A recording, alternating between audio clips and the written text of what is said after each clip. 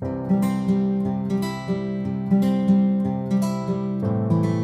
11th class के atomic structure एक chapter है जो मॉडर्न फिजिक्स में 12th क्लास में पढ़ना है, atom and nuclei. 11th class में उसको एटॉमिक स्ट्रक्चर में हम लोग पढ़ाते हैं। बीएससी में इनऑर्गेनिक केमिस्ट्री में उसको पढ़ा जाता है, 11th में फिजिकल केमिस्ट्री में पढ़ा जाता है। तो उसमें स्टार्ट किया जाता है discovery of electron, discovery of proton, discovery of neutron. उसके बाद थॉमसन का एटॉमिक मॉडल पढ़ा जाता है। उसके बाद रदरफोर्ड का एटॉमिक मॉडल पढ़ा जाता है। फिर उसके बाद रदरफोर्ड्स का डिमेरिट पढ़ के उसके बाद हम लोग आते हैं क्वांटम थ्योरी पढ़ते हैं प्लैंक्स का। उसके बाद बोर्स एटॉमिक मॉडल पढ़ते हैं। तो वहाँ से हम लोग को ऑर्बिट का आइडिया पता लगता है, क्योंकि ऑर्बिट का एक्चुअल आइडिया नील्स बोर ने दिया था। तो उसके बाद हम लोग बोर का डिमेरिट्स वगैरह पढ़ के हम लोग पहुंचते हैं ऑर्बिट और ऑर्बिटल के डिफरेंस में। क्वांटम मैकेनिकल में बहुत सारा लोग ने अपना अपना कंट्रीब्यूशन किया है, जिसमें लुइस डी ब्रॉगली ने किया था, उसके बाद इरविन सोरिंजर ने किया था, उसके बाद आपको हाइजेनबर्ग ने किया था।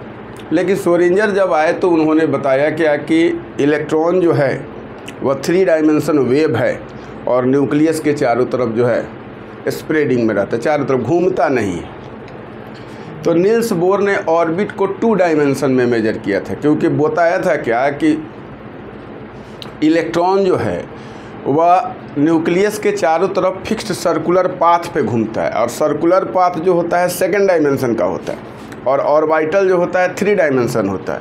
तो ऑर्बिट और ऑर्बिटल से आज हम लोग शुरू कर रहे हैं, फिर बाद में अपना रिलेट करेंगे। लेकिन एक छोटा सा टॉपिक बना रहे हैं आप लोगों के लिए कि orbit, orbital and quantum number एक ही शॉर्ट में यह हो जाए।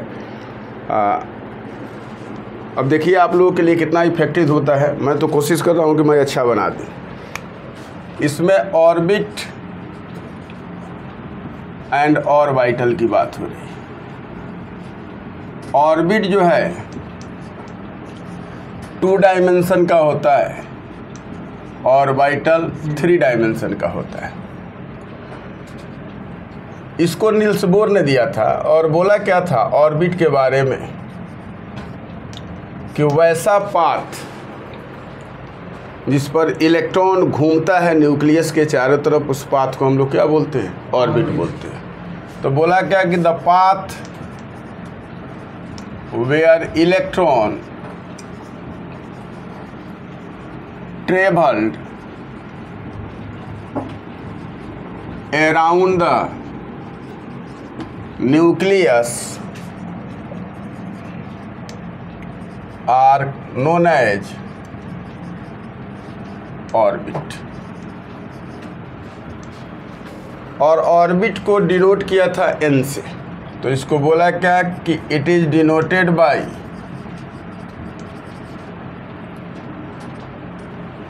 द पाथ्स लगा दो, denoted by n, where n is equal to 1 2 3 4 5 6 1। आप चले जाओ। ऑर्बिट में मैक्सिमम इलेक्ट्रॉन्स 2n² होते हैं। तो इसने बताया क्या कि the maximum number of electrons in nth orbit is equal to 2n²। Orbit जैसे कोई भी क्लासरूम है तो उसको अगर ऑर्बिट मानते हैं हम लोग, तो उसमें जो स्टूडेंट बैठा हुआ है उसको ऑर्बिटल मानते हैं, क्योंकि ऑर्बिटल जो है वह पॉसिबिलिटी है, प्रोबेबिलिटी है, और ऑर्बिट जो एक पाथ है। तो पाथ पे हर जगह आदमी अवेलेबल हो इसकी कोई गारंटी नहीं है। जिस प्लेस पर ज़्यादा अवेलेबिलिटी होगा उसी प्लेस को हम लोग ऑर्बिटल बोलेंगे। तो पाथ किसी भी मॉलिक्यूल का स्ट्रक्चर नहीं बना सकता है, इसीलिए हम लोग ऑर्बिट में एक चीज़ मेंशन कर देते हैं कि it can not determine the shape and structure of the molecule. तो यह ऑर्बिट जो है तो हम लोग बोल सकते हैं it can not determine the shape and structure of the molecule। फिर इसने क्या बताया कि ऑर्बिट जो है उसमें 2 से ज़्यादा इलेक्ट्रॉन भी रह सकते हैं, क्योंकि फॉर्मूला क्या है भाई 2n² है। तो हम लोग बोल सकते हैं कि N orbit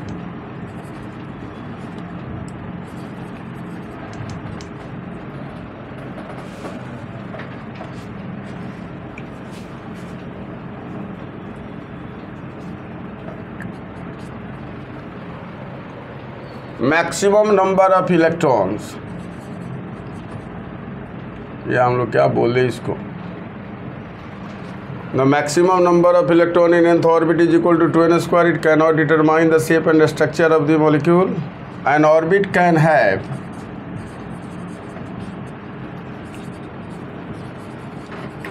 two or more than 2 electrons. मतलब 2, 8, 18 हो सकता है इसमें। जैसे हम लोग फर्स्ट ऑर्बिट में देखते हैं, तो फर्स्ट ऑर्बिट में कितना इलेक्ट्रॉन होता है 2 × 1² = 2। सेकेंड ऑर्बिट में हम लोग क्या देखते हैं 2 × 2² = 8। थर्ड ऑर्बिट में क्या देखते हैं हम लोग 2 × 3² = 18। फोर्थ ऑर्बिट में क्या देखोगे, इसी तरह जाओगे तो हो जाएगा 2 × 4² = 32। मतलब 2 या 2 से ज़्यादा इलेक्ट्रॉन हो सकते हैं। ऑर्बिट 2 डायमेंशन होता है। ऑर्बिट वह पाथ है जहां इलेक्ट्रॉन ट्रेवल करता है। इसको नील्स बोर ने खोजा था। इसके बारे में यही बताया कि मैक्सिमम इलेक्ट्रॉन 2n² होगा। ऑर्बिट में 2 या 2 से ज़्यादा इलेक्ट्रॉन्स हो सकते हैं। या क्या बता सकता है, शेप एंड स्ट्रक्चर के बारे में नहीं बता सकता। ऑर्बिटल, इसको पिक भी बोला जाता है। इसको बोला जाता है पिक, जहाँ इलेक्ट्रॉन होता है इसलिए इसको पिक बोला जाता है। जहाँ नहीं होता है उसको नोड बोला जाता है। तो बोला क्या जाता है कि the 3 dimension space where high probability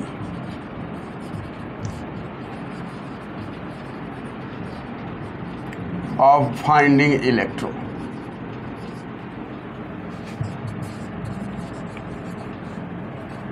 finding मतलब वेव मैकेनिक्स पर डिपेंड करता है। या किस पर डिपेंड करेगा, वेव पर ही। क्वांटम मैकेनिक्स पर जनरली बात है, या वेव मैकेनिक्स पर करेगा। ये क्वांटम पर अलग अलग बात है। तो जहाँ इलेक्ट्रॉन की पॉसिबिलिटी है उसको हम लोग क्या बोलते हैं, ऑर्बिटल बोले। इलेक्ट्रॉन की पॉसिबिलिटी, कोई गारंटी नहीं कि इलेक्ट्रॉन है ही। इस बात को दिमाग में याद रखना है कि the 3 dimension space where high probability means possibility of finding electrons is known as क्या होगा, ऑर्बिटल। मतलब यह आप बोल ही नहीं सकते हो कि वहाँ होना ही पॉसिबिलिटी है, कि मैक्सिमम पॉसिबिलिटी वहीं पे है कि जाएंगे तो मिल जाएगा। जैसे हम लोग जानते हैं कभी कभी मार्केट में जाते हैं तो किराना दुकान 20 को दुकान रहता है। तो एक कोई भी सामान खरीदना होता है तो कहता है आदमी चलो उसी मंडी में ज़रूर मिल जाएगा, इस दुकान में नहीं मिलेगा तो उस दुकान, मतलब पॉसिबिलिटी है। तो वही बात है कि यहाँ 100% की पॉसिबिलिटी है कि इलेक्ट्रॉन वहीं मिलेगा, और जिस स्पेस पर मिल जाए उस स्पेस को क्या बोलेंगे हम लोग, ऑर्बिटल। तो 3 dimension space where high probability of finding electrons, उसको क्या बोलेंगे हम लोग, ऑर्बिटल। जहाँ नहीं मिलेगा उसको नोड बोलेंगे। जहाँ नहीं मिलेगा उसको क्या बोलेंगे, नोड। माने जिस स्पेस पर इलेक्ट्रॉन की पॉसिबिलिटी नहीं है उसको क्या बोलेंगे हम लोग, नोड। तो हम लोग यह भी बोल सकते हैं नोड के बारे में, the space where electron density is 0। मतलब जैसे क्लासरूम में आप लोग इधर बैठे हुए हैं तो इधर वाले ऑर्बिटल हो गए, और बीच में जो जगह बचा हुआ है जिसमें आप नहीं बैठे हो उसको नोड बोलेंगे। जहाँ आप हो वह ऑर्बिटल है, जहाँ आप नहीं हो वह नोड है। तो जिस स्पेस पर इलेक्ट्रॉन नहीं है उसको क्या बोलेंगे, नोड, और जिस स्पेस पर इलेक्ट्रॉन है उसको क्या बोलेंगे हम, ऑर्बिटल बोलेंगे। अब इसमें एक टर्म आता है डीजेनरेट ऑर्बिटल। ये अभी डीजेनरेट ऑर्बिटल का मतलब क्या होता है, जैसे मान लो कि पी के पास पी ऑर्बिटल है और इसमें 3 गो हम लोग बॉक्स बनाते हैं।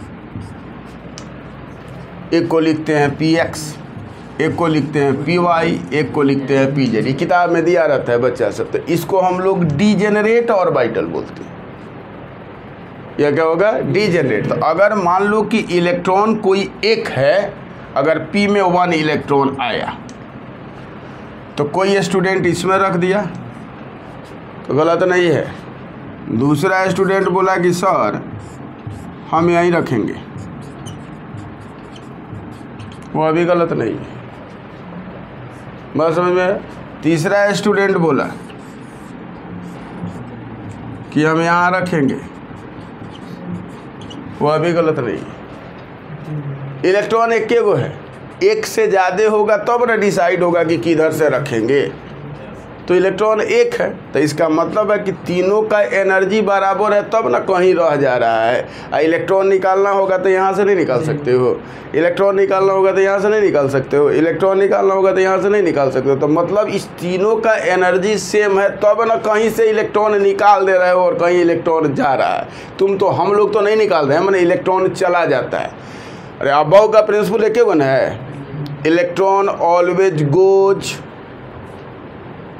है और orbital different orbital with lowest energy. और इलेक्ट्रॉन ऑलवेज गोज, वो अपने जाना चाहता है। हम लोग भेजते इलेक्ट्रॉन को आदमी है कि भाई थोड़ा खिसक जाओ, थोड़ा बैठ जाओ, थोड़ा उठ जाओ, थोड़ा आ जाओ, थोड़े चलाएगा। इलेक्ट्रॉन वेव है, वो अपने चला जाएगा। तो उसको 3 गो रूम खाली दिखाई देगा, उसको जहाँ मन करेगा, क्योंकि तीनों की एनर्जी सेम है तो उसको जहाँ मन करेगा वहीं चला जाएगा।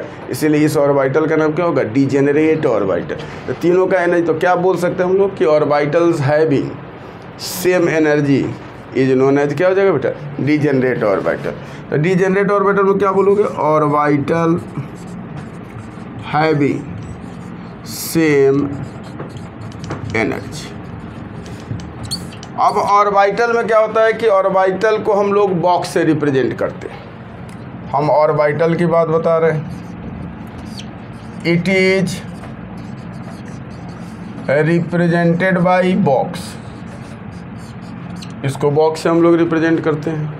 जनरली हम लोग बोलते हैं कि ऑर्बिटल 4 होता है। एक होता है S, एक होता है P, एक होता है D और एक होता है F। ठीक है ना? तो S जो है वो किस वर्ड से लिया गया? तो शार्प का पहला लेटर से लिया गया। P जो है वो कहाँ से लिया गया भाई? तो प्रिंसिपल से लिया गया। D जो है वो कहाँ से लिया गया? डिफ्यूज से लिया गया। और F जो है वो कहाँ से लिया गया? फंडामेंटल से।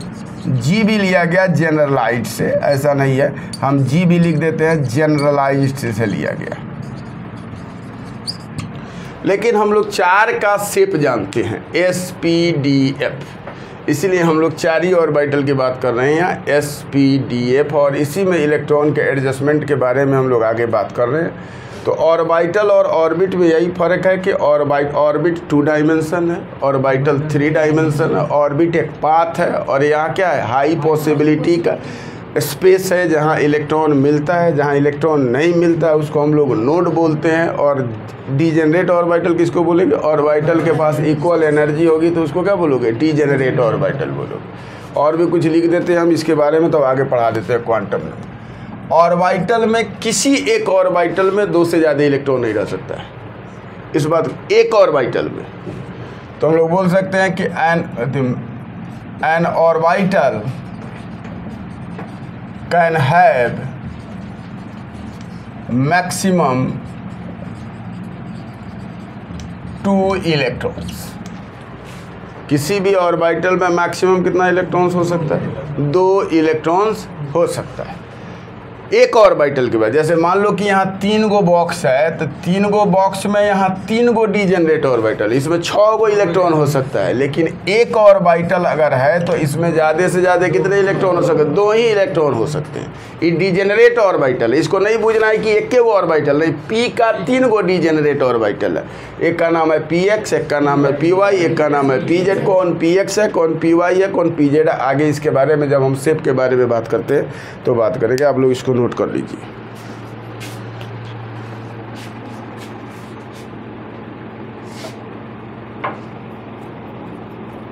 हम लोग क्या देखे? 4 गो ऑर्बिटल है जनरली। एक को क्या बोले? S, एक को क्या बोले P, एक को क्या बोले D, एक को क्या बोले F। S जो है स्फेरिकल है, P जो है डम्बबेल है, D जो है डबल डम्बबेल है, और F जो है ट्रिपल डम्बबेल है। लो कॉम्प्लिकेटेड शेप और लीफ लाइक हटा दी, ठीक है ना। इसमें 3 गो डिजेनरेसी बनता है, मतलब 3 एक्सिस पर ऑर्बिटल बनता है। इसको बोलते हैं हम लोग PX, PY, PZ। यह 5 गो बनता है। एक का नाम होता है DXY, एक का नाम होता है DXZ, एक का नाम होता है DYZ, एक का नाम DX2Y2, एक का नाम होता है DZ2। यह 7 गो बनाता है F। 2 3 4 5 6 7। एक का नाम होता है FXQ, एक का नाम होगा FYQ, एक का नाम होगा FZQ, एक का नाम होगा FX minus Z2, FY X2 minus Z2, FZ X2 minus Y2, FX YZ। Degeneracy हमने बता दिया। तो इसका बेचारा तो ये स्फेरिकल है, तो ये क्या कर सकता है बेचारा, स्फेरिकल है।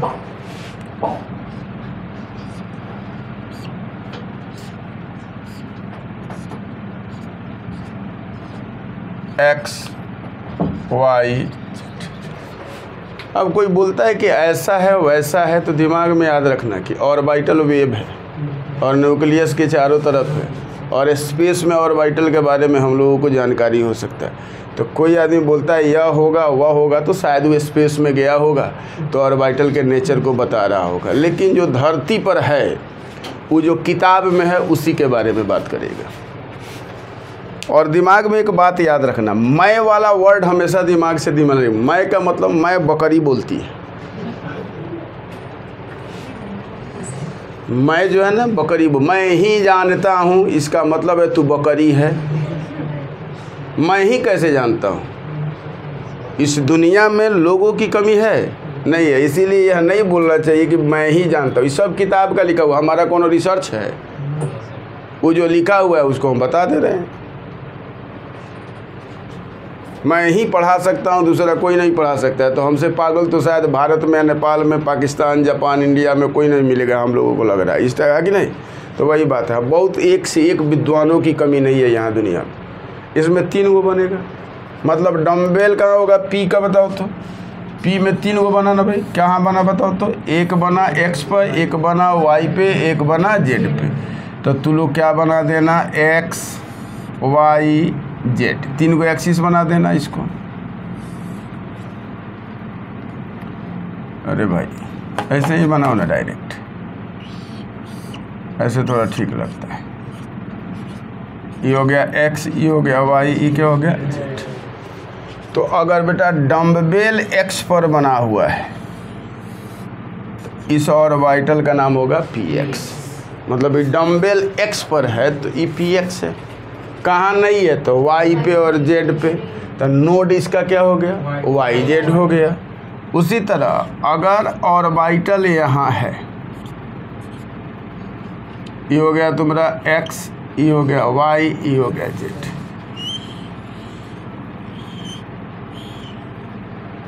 यह तुम्हारा PY हो गया। तो मतलब XY तुम्हारा नोड हो गया, जहाँ इलेक्ट्रॉन नहीं है। ऑर्बिटल यही है जहाँ इलेक्ट्रॉन की डेंसिटी है, यहाँ पे नहीं है, यहाँ पे नहीं है, तो नोड हो गया।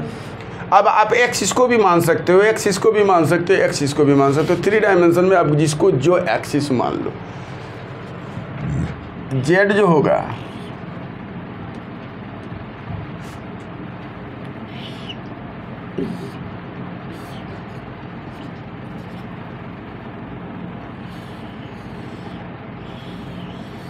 इस पर होगा।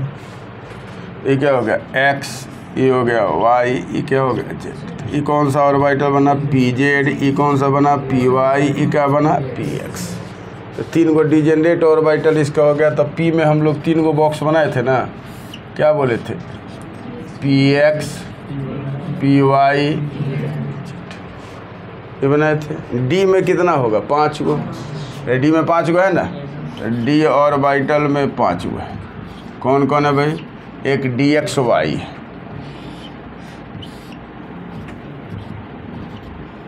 एक्स और वाई। ये क्या होता है कि बीच में बनता है,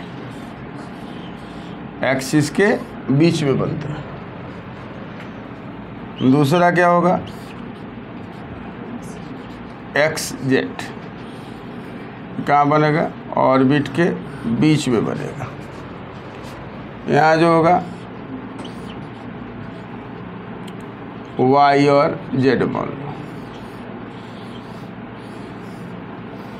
मतलब ये तीनों जो बना हुआ है between the axis, between the axis. 2 जो बनेगा उसमें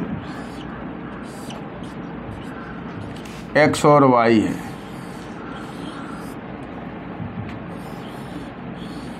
ऑन द एक्सिस। ऊपर बना एक्सिस पर बना था, एक और बनेगा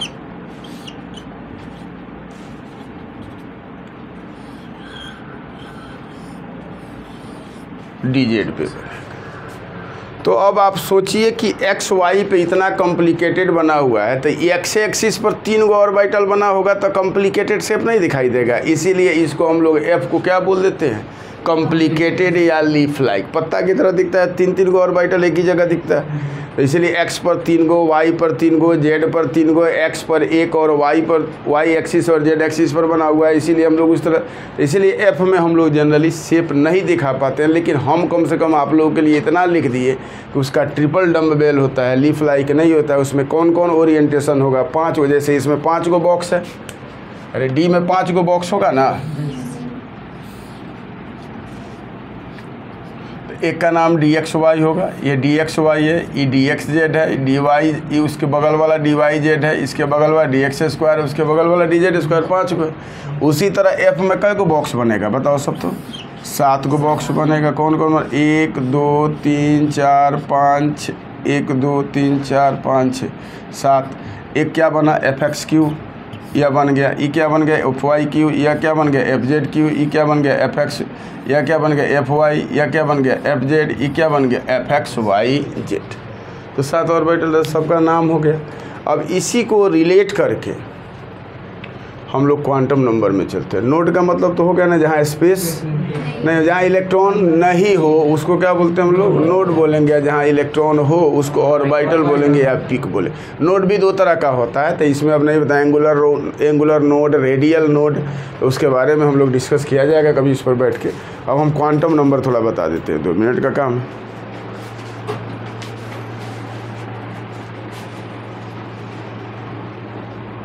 हो गया।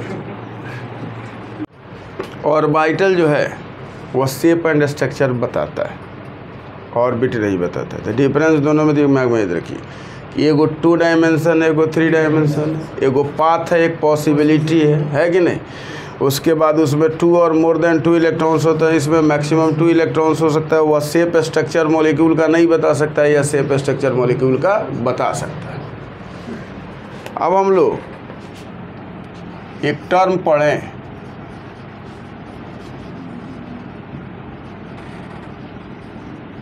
Quantum number.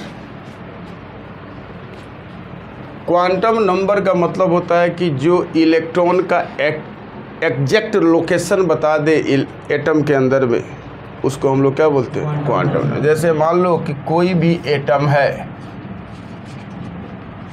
उसमें ऑर्बिट होगा, इस ऑर्बिट को हम लोग क्या बोलते हैं सेल। इस ऑर्बिट में सब सेल होगा ही, और इस सब सेल में क्या होगा ऑर्बिटल होगा, और उस ऑर्बिटल में क्या होगा भाई इलेक्ट्रॉन होगा। तो मतलब हम लोग यही जानते हैं कि इलेक्ट्रॉन ऑर्बिट में रहता है, लेकिन उससे एग्जैक्ट लोकेशन का पता लगता है कि इलेक्ट्रॉन जो है ऑर्बिट के सबसेल के ऑर्बिटल के भीतर है। मतलब यह नहीं बोल सकते कि इलेक्ट्रॉन ऑर्बिट में ही रहता है। इलेक्ट्रॉन कहाँ रहता है? ऑर्बिट के सबसेल के ऑर्बिटल के भीतर रहता है। तो इलेक्ट्रॉन के बारे में जो लोकेशन का नंबर पता लगाता है उसको क्या बोलते हैं? Quantum number. तो हम लोग बोल सकते हैं कि the set of number which locate electrons into atom is called quantum number। यह जनरली 4 होता है। क्वांटम नंबर 4 टाइप्स के होते हैं।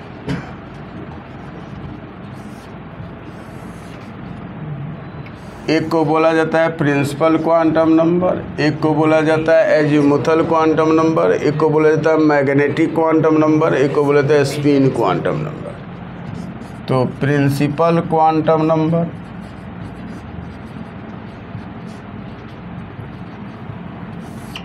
एजीमुथल क्वांटम नंबर,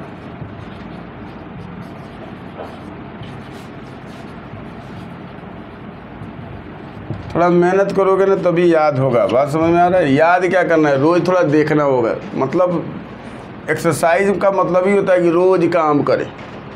तो शिक्षा चलने का एक जगह है, स्पेस है। शिक्षा का अंत है? दुनिया में यही एक चीज़ है जिसका अंत नहीं है। तुम्हारा अंत है, हमारा अंत है। दुनिया में जो भी चीज़ जन्म लिया है उसको जाना ही है। एटम बोला गया था, atom never be created nor be destroyed. लेकिन हम लोग बोलते हैं ना कि एटम कैन बी क्रिएटेड और destroyed by the help of artificial radio activity. Atom को बनाया भी जा सकता है और एटम को नाश भी किया जा सकता है। जो दुनिया में जो चीज़ आया ना बेटा, उसका अंत हो जाएगा, लेकिन शिक्षा का अंत नहीं होगा। हमारे दादा भी पढ़े ही होंगे, हमारे बाप भी पढ़े ही होंगे, हम भी पढ़ ही रहे, हमारा बेटा भी पढ़ेगा ही, उसका बेटा भी पढ़ेगा। पढ़ते पढ़ते पूरा जीवन का अंत हो जाएगा। कितनी पीढ़ियाँ समाप्त हो जाएगी, लेकिन शिक्षा समाप्त नहीं होगा। वह निरंतर अभ्यास का चीज़ है। डेली आप खाली कॉपी उलट के, किताब उलट के देखोगे तो मैं जानता हूँ कि कुछ ना कुछ आपको आ ही जाएगा। लेकिन उसके लिए थोड़ा उसके नज़दीक जाना पड़ेगा। किसी भी चीज़ को पाने के लिए थोड़ा नज़दीकी ज़रूरी होता है।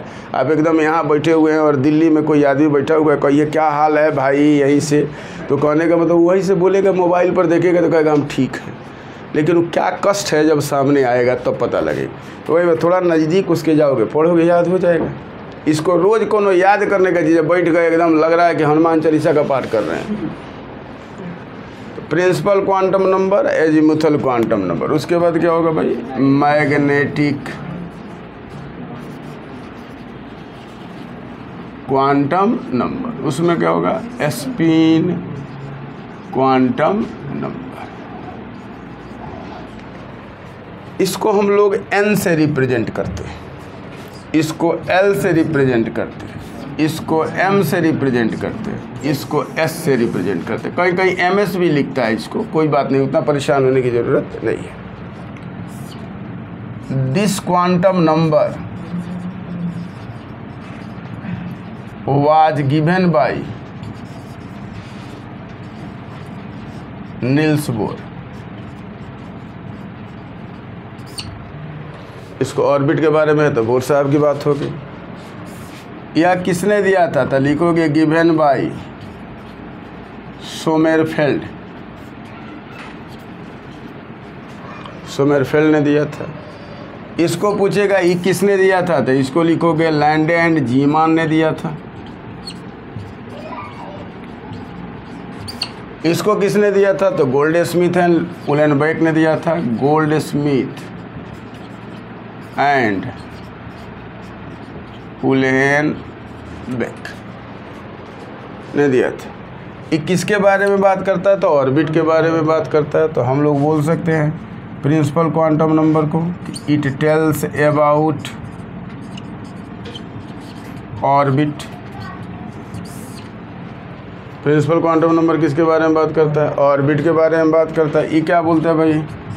इट टेल्स अबाउट सबसेल ये किसके बारे में बात करेगा? सब सेल के बारे में बात करेगा। It tells about orientation of orbital in space. Space में बात करेगा ओरिएंटेशन ऑफ ऑर्बिटल का। इसमें क्या बात करेगा भाई?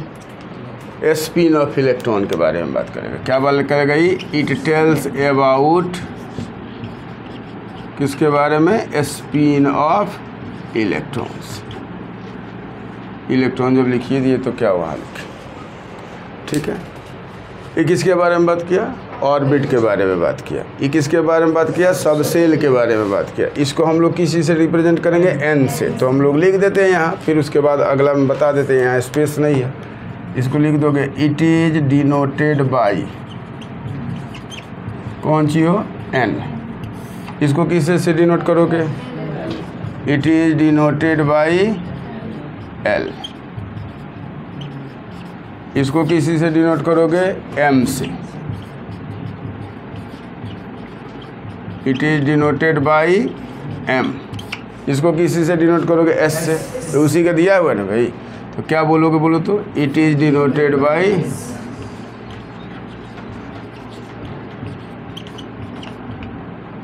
s। ठीक है। तो हम लोग क्या देखें कि यह ऑर्बिट का डिस्कशन करेगा, यह सब सेल का डिस्कशन करेगा, या ओरिएंटेशन ऑफ ऑर्बिटल का डिस्कशन करेगा। वह क्या करेगा? स्पिन ऑफ इलेक्ट्रॉन का डिस्कशन करेगा, ठीक है। n का वैल्यू क्या होता है बताओ तो? 1 2 3 4 5 6 ऐसे होगा। इसमें क्या होगा? l का वैल्यू क्या होगा भाई? 0 1 2 3 n-1 तक चला जाएगा। इसमें क्या होगा बताओ तो? m का वैल्यू क्या होता है? -l से शुरू होगा, 0 से +l हो जाएगा। और s का वैल्यू तो 2 होगा। मतलब हम लोग मिला जुला के यह बात जाने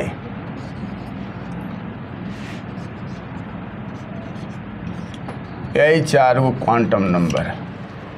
palms, principal quantum number, azimuthal quantum number, magnetic quantum number, spin quantum number. ये 4 क्वांटम नंबर होता है। क्वांटम नंबर होता क्या है? तो नंबर ऑफ इलेक्ट्रॉन्स, इलेक्ट्रॉन जो प्रेजेंट रहता है एटम के बीच में, उसका एग्जैक्ट लोकेशन जो बताता है उसको हम लोग क्या बोलते हैं? Quantum number. क्वांटम नंबर कितने हो गए? 4 हो गए। कौन कौन हुए? Principal quantum number, azimuthal quantum number, magnetic quantum number, spin quantum.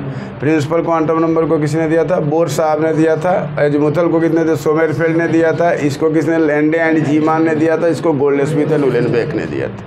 अभी थोड़ा सा और बता देते हैं। क्वांटम नंबर लगभग मामला क्लियर हो गया। ये कौन किसके बारे में बताता है? 4 लिख देते हैं एक ही साथ, उसके बाद कंप्लीट हो जाएगा आप लोग का।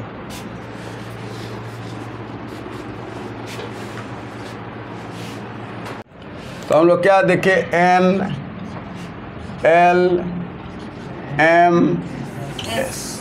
मतलब इसको क्या बोलते हो? प्रिंसिपल। इसको क्या बोलते हो? एजीमुथल। इसको क्या बोलते हो? मैग्नेटिक। इसको क्या बोलोगे? स्पिन। ठीक है। ये किसके बारे में बताया भाई? ऑर्बिट के बारे में बताया। अभी हम लोगों ने देखा। या और भी कुछ बताता है। Maximum number of electron in nth orbit is equal to 2n²। फिर बताता है मैक्सिमम नंबर ऑफ ऑर्बिटल्स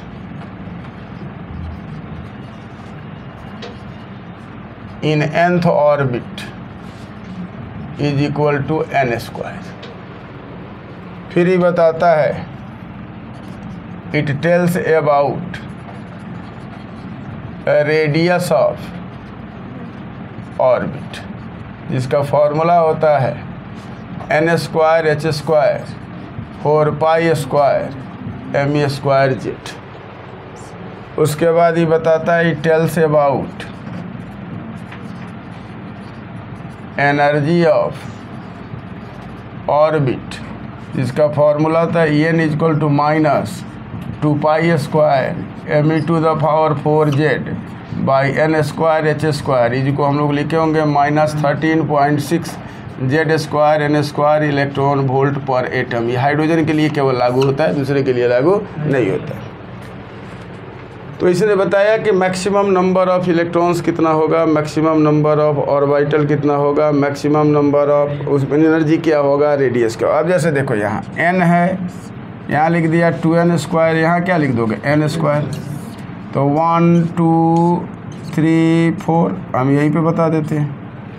तो first orbit, second orbit, third orbit, fourth orbit. तो फर्स्ट ऑर्बिट में 1 इसका वैल्यू पुट करोगे तो क्या हो जाएगा 2 × 1² = 2। इसका वैल्यू पुट करोगे तो 2 × 2² = 8। इसका वैल्यू पुट करोगे तो 2 × 3² = 18। इसका वैल्यू पुट करोगे तो 2 × 4² = 32। तो इसी तरह 1² = 1, 2² = 4, 3² = क्या हो जाएगा 9, 4² = क्या हो जाएगा 16। ठीक है। तो इसमें याद रखोगे कि एक ऑर्बिटल के लिए 2 इलेक्ट्रॉन चाहिए, 4 ऑर्बिटल होगा तो 8 इलेक्ट्रॉन चाहिए, 9 ऑर्बिटल होगा तो 18 इलेक्ट्रॉन चाहिए, 16 ऑर्बिटल होगा तो 32 इलेक्ट्रॉन चाहिए। माने जितना ऑर्बिटल होगा उसका 2 टाइम्स ज़्यादा इलेक्ट्रॉन चाहिए, और जितना इलेक्ट्रॉन होगा उसका हाफ ऑर्बिटल चाहिए। तो ये ऑर्बिट के बारे में हम लोगों को कौन आइडिया दिया, नील्स बोर ने। तो इस प्रिंसिपल क्वांटम नंबर किसके बारे में बात कर रहा है, ऑर्बिट के बारे में बात कर रहा है। मतलब ऑर्बिट का पूरा डिस्कशन कौन किया, प्रिंसिपल क्वांटम नंबर। अब इसके बारे में थोड़ा बात करते हैं।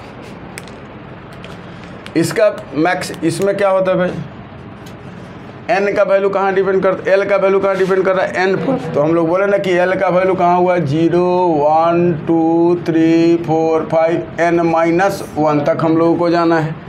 तो अगर बेटा n का वैल्यू 1 है तो l का वैल्यू 0 है, मतलब s है खाली इसमें। n का वैल्यू 2 है तो l का वैल्यू 0 1 है, मतलब इसमें sp है। मतलब सेकेंड ऑर्बिट में s और p भी होता है, 2s 2p नहीं हो जाएगा। n का वैल्यू 3 हो जाएगा तो l का वैल्यू क्या हो जाएगा 0 1 2, तो क्या हो जाएगा 3s 3p 3d, तो क्या हो जाएगा spd। ये बता रहा है n = 4 हो जाए तो l का वैल्यू क्या हो जाएगा 0 1 2 3, तो क्या हो जाएगा spdf। ऐसे बढ़ते चला जाएगा। n का वैल्यू 5 हो जाए तो क्या हो जाएगा l का वैल्यू 0 1 2 3 4, तो क्या हो जाएगा spdfg। उसी तरह hij हो जाएगा। इसमें क्या होता है कि maximum number of electrons in सब सेल = होता है 2 × 12 + 1। देखो ऑर्बिट में क्या होता है 2n², और सब सेल में क्या होता है 2 × 12 + 1। बस इलेक्ट्रॉन का फॉर्मूला दोनों में अलग अलग है। बस समझ में पूछ दिया सब सेल में तो यह फॉर्मूला का टिक लगाओगे, और पूछ दिया ऑर्बिट में तो 2n² से लगाओगे। अब यहाँ देखो भाई maximum number of orbital, maximum number of orbitals इन सब सेल = क्या हो जाएगा भाई 12 + 1 हो जाएगा। तो अगर हम लोग यहाँ इलेक्ट्रॉन की बात बोलें कि यहाँ रख दें L 2 × 12 + 1, फिर यहाँ रख दें 12 + 1। ठीक है। तो L का वैल्यू क्या हो जाएगा भाई 0 जी। तो यहाँ लिख देते हैं, रुक जाओ, सब सेल भी लिख देते हैं, एक खंड बना देते हैं, सब सेल SPDF। S के लिए L का वैल्यू 0, P के लिए क्या होता है 1, D के लिए क्या होगा 2, F के लिए क्या होगा 3। कहे कि यहाँ देखो 0s के लिए 0s के लिए 0s के लिए 0s के लिए 0s के लिए 1p के लिए 1p के लिए 1p के लिए, P का वैल्यू सब में 1 है। तो वही बात है 0 1 2 3। अब देखो यहाँ क्या हो जाएगा 2 6 10 14। हकेल्स रूल याद करो, 4n + 2π इलेक्ट्रॉन, n = 0 तो 2π इलेक्ट्रॉन, n = 1 तो 6π इलेक्ट्रॉन, n = 2 वो क्या हो जाएगा 10π इलेक्ट्रॉन। उसके बाद क्या होता है 14π इलेक्ट्रॉन। इसमें भी देख दो भाई G 18 हो जाएगा कि नहीं हो जाएगा। तो यही याद रहेगा तो पता लग जाएगा हकेल्स रूल है 2π 6π 10π 14π 18π इलेक्ट्रॉन्स एरोमेटिकली है कि नहीं है। तो वही पे था। यहाँ पे क्या हो जाएगा ऑर्बिटल कितना हो जाएगा 1, ऑर्बिटल कितना होगा 1 3, उसके बाद क्या हो जाएगा 5, उसके बाद क्या हो जाएगा 7, उसके बाद क्या हो जाएगा 9। तो 1 में 2 जोड़ोगे तो कितना हो जाएगा 3, 3 में 2 जोड़ोगे तो कितना हो जाएगा 5, 5 में 2 जोड़ोगे तो कितना हो जाएगा 7, 7 में 2 जोड़ोगे तो ऐसे ही बढ़ते चले जाओ। तो मतलब इसमें एगो बॉक्स होगा, इसमें कै गो होगा 3 गो बॉक्स होगा, इसमें कै गो बॉक्स होगा 5, इसमें कै गो बॉक्स होगा 7, 1 2 3 4 5 6 7 9 10। सुमितवा कह देगा जी सर एगो छूट गया था, 1 2 3 4 5 6 7 8 9, गिनता 9 गो है सुमित। ठीक है, यह जो क्वांटम नंबर है किसके बारे में बताता है? एंगुलर मोमेंटम के बारे में बात करता है। किसके बारे में बात करता है? Angular momentum. तो अब लिख रहे हैं, अब क्या करें, इसके बगल में अब लिख रहे हैं, अभी इसको मिटा रहे हैं, फिर बाद में पीछे लिख देंगे 2 मिनट, या इधर उधर कहीं लिख देंगे ये दोनों के बारे में। अब देखो यह क्या बात करता है, फिर एल के बारे में बात हो रहा है, इसी के बारे में बात होता है। It tells about shape of सब सेल। एस का शेप तो तुम लोग को बताया था, क्या होता है भाई? स्फेरिकल। पी का क्या होगा? डम्बेल। डी का क्या होगा बताओ तो? Double dumbbell. एफ का क्या होगा?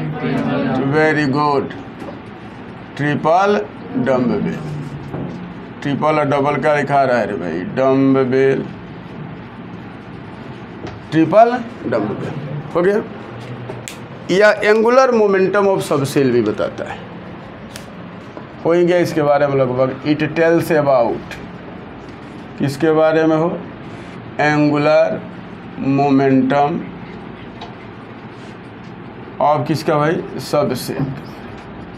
एक फार्मूला इसका होगा, MVR = √L+1h/2π।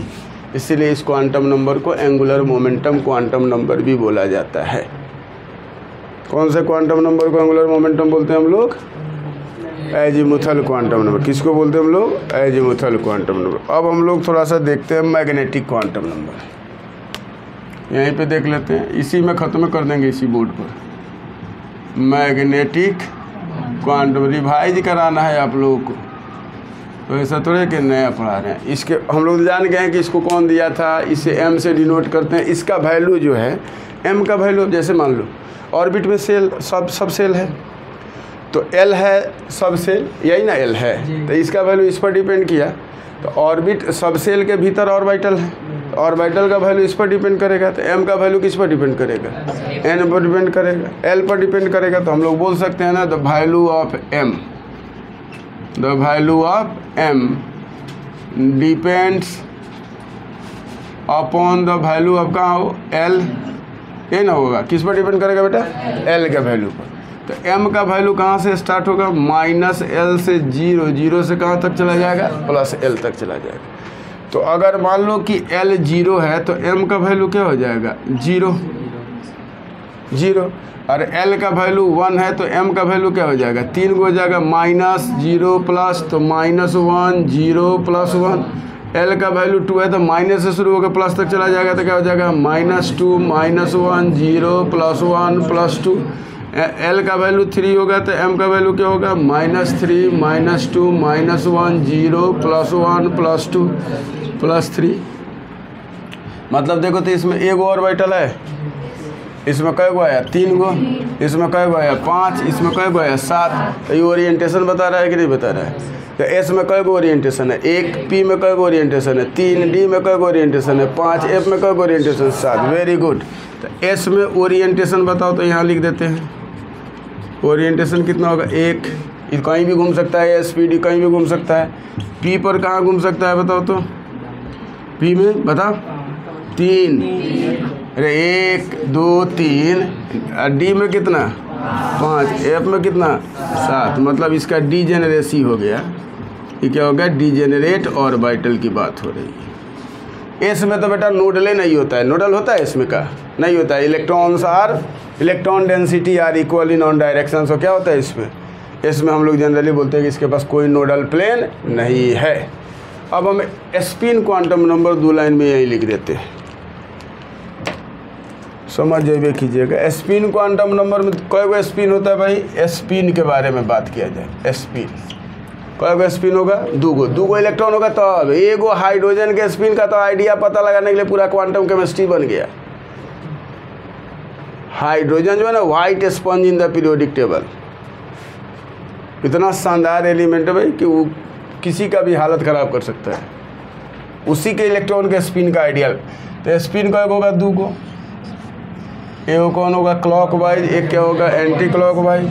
इसको हम लोग क्या बोलते हैं क्लॉकवाइज स्पिन। इसको क्या बोलते हैं हम लोग एंटी क्लॉकवाइज स्पिन। तो मतलब क्लॉकवाइज होता है तो इलेक्ट्रॉन को हम लोग ऐसे दिखाते हैं, एंटी क्लॉकवाइज होगा तो हम लोग क्या दिखाएंगे ऐसे दिखाएंगे। तो प्लस जैसे मान लो कि घड़ी में घूम रहा है पेंडुलम, तो हाफ गया फिर हाफ गया, तो मतलब हाफ प्लस हाफ माइनस। तो इसके लिए वैल्यू कितना हो जाएगा +1/2, इसके लिए वैल्यू कितना हो जाएगा -1/2। मतलब अगर एक ऑर्बिटल में 2 इलेक्ट्रॉन है तो कोई भी क्लॉकवाइज हो सकता है, कोई भी एंटी क्लॉकवाइज, लेकिन जो क्लॉकवाइज होगा उसका वैल्यू क्या होगा भाई +1/2। जो एंटी क्लॉकवाइज होगा वह क्या होगा, वह डिपेंड करता है व्यूअर पर। जैसे नीचे से हम लोग इसको देख रहे हैं तो ये दिख रहा है क्लॉकवाइज, ऊपर से कोई देखेगा तो उसको दिखेगा यह क्लॉकवाइज, लेकिन 2 में से एक क्लॉकवाइज है, एक क्या है एंटी क्लॉकवाइज। तो हम लोगों ने आज यही देखा ऑर्बिट ऑर्बिटल के बारे में और क्वांटम नंबर के बारे में। आज जो भी हमको लगता है कि आप लोगों का रिवीजन हो गया होगा, ठीक है। तो अब नेक्स्ट में हम लोग अगला वीक में देखा जाए कि किस पर हम लोग काम कर रहे हैं। लगभग हमको लगता है कि आप लोगों को समझ में आ गया होगा, इससे बहुत फ़ायदा होगा आप लोग को। चलिए भाई, बहुत धन्यवाद आप लोग को।